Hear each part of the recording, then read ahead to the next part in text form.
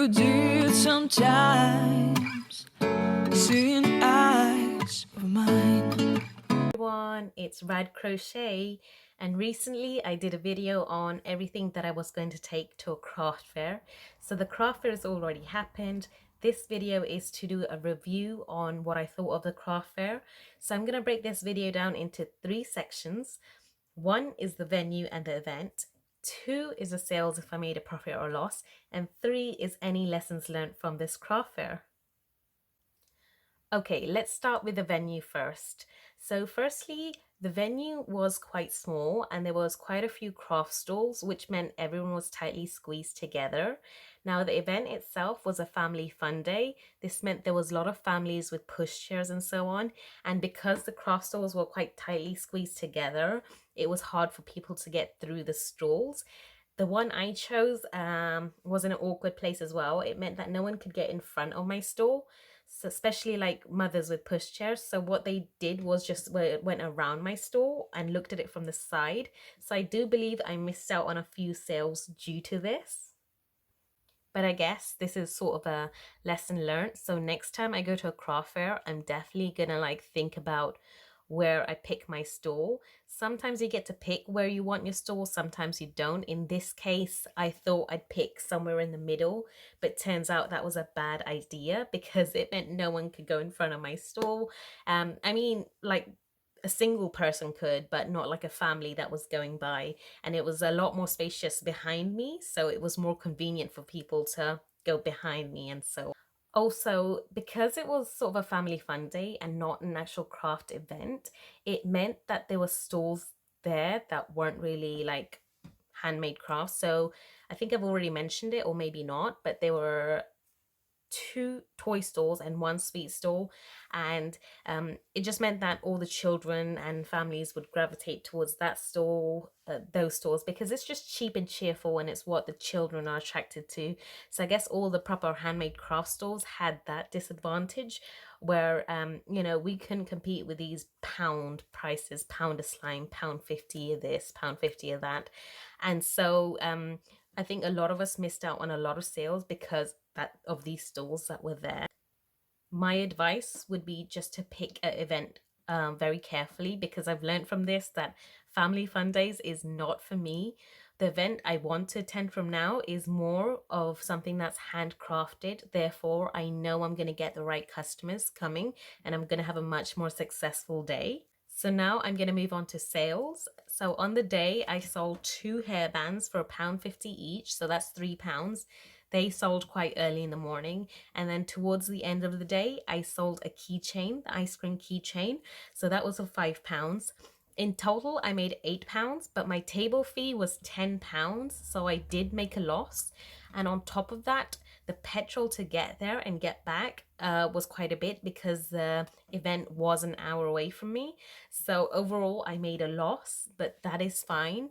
I'm quite grateful that I made those 3 sales, keeping in mind the stalls I had right next to me were like sweet stalls and toy stalls. So thank you to anyone who bought my items. I really appreciate it. So the other stalls, I could see that they were also struggling to make some profit. Someone around me made 2 or 3 sales just like I did. So I would say overall, from what I observed, it wasn't a successful day for everyone. And also there were a few people that didn't make any sales. So for example, there was this girl that came in the morning. She unpacked, but I guess she knew how it was going to turn out. So she packed up and left before the craft fair even started. There was also another man and he had the most amazing crafts. I really loved it. However, he did not make any sales at all. So I think 3 hours into the craft fair, he sort of packed up and left. His items were priced at like £50 and stuff, but it was well worth what he was crafting. However, the event was just not suitable because there's no way that, you know, he could lower his prices, and like there's a sweet stall opposite selling sweets for £1. So £50 to £1. I think I know what parents were going to pick. So I did feel bad for him. So that's why I'm saying I'm so grateful that I made the 3 sales, because at least it wasn't a complete failure of a day. So now we're going to move on to lessons learned, and I've got a few pieces of advice from you from what I learned from my event. So here goes. One, I want you to pick your event wisely. I mean, if it's a family fun day or a fun day, just avoid it. Like any of that, because you are not going to get customers who want to buy handmade items. You're going to get customers that want to have fun and are not necessarily looking to buy. If you do attend events, make sure they are specifically advertised as handcrafted events, because over there you're going to get customers who actually want to buy handcrafted items, and you'll automatically have like a much more successful day because you are going to attract the right customer base. Tip number 2 is make sure you pick a good location in your event for your stall. If you're going to pick a location, make sure there's a lot of space around it. If you are space restricted, chances are people will go by your stall and go right to the next one. So you want something spacious where pushchairs can get around as well, so mothers can have a look at what your items are properly rather than just walking by because there's no space to walk around it. Tip number 3 is to pick a location where it's easy to get to.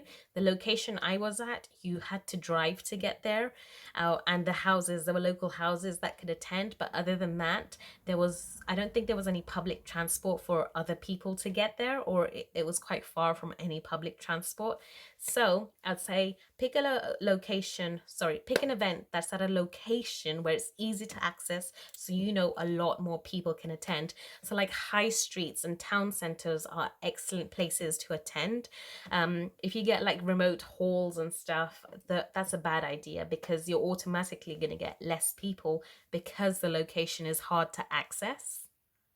And my last tip is when you go to a craft fair, everything that happens on a day, just take it as a learning curve for everything, whether it's a successful day or a non-successful day. There's always lessons to be learned from each craft fair that you attend. I've attended 4 altogether, and 3 have been massive failures.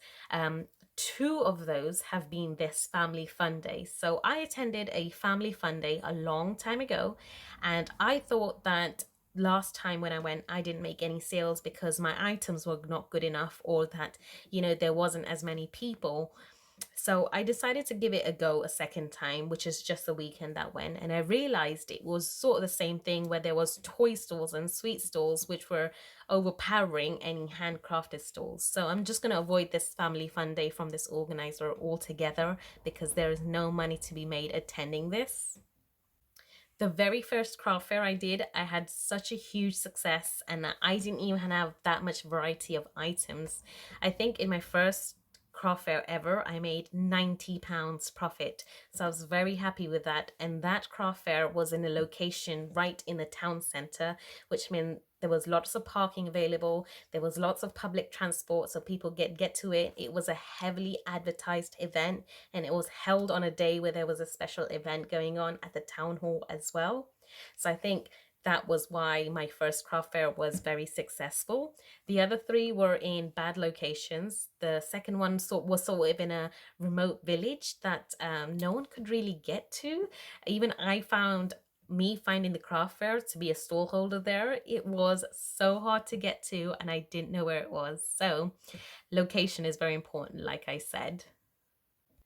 I'm now about to include some videos, pictures of how the craft fair was. So thank you guys so much for watching. Let me know what your experiences were in craft fairs.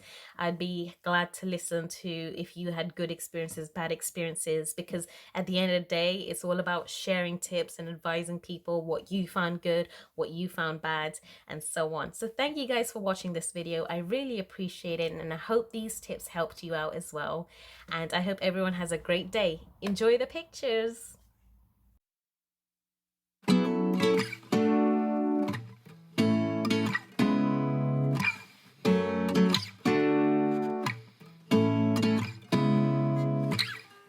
Seeing eyes of mine, what do you feel beside?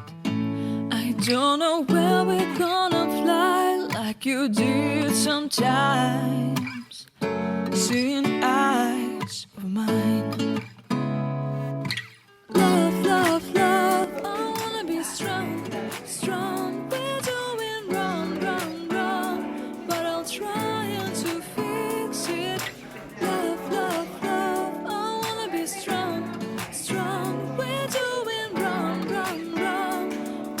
chance.